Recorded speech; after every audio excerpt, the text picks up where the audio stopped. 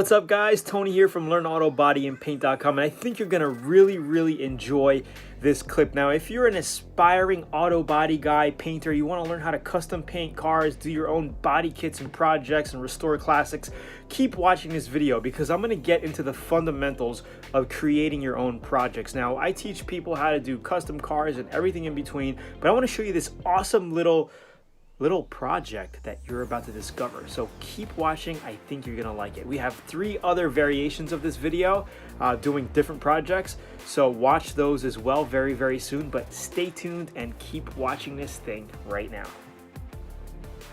So what do we have here? We have a Harley Sportster gas tank that I picked up off of eBay for about 75 bucks or so. It's an original Harley tank. It was in an accident and the handlebars hit the left side of the tank here. If I kind of scroll down here, I think I'll be able to show you a little shot of what it looked like. We ended up kind of repairing it. I wanted to salvage it and not actually pull the dent out and do body work, because if I did right in here, I would have had to blend in over to the pinstripe and I wouldn't have been able to salvage that beautiful pinstripe and Harley decal there.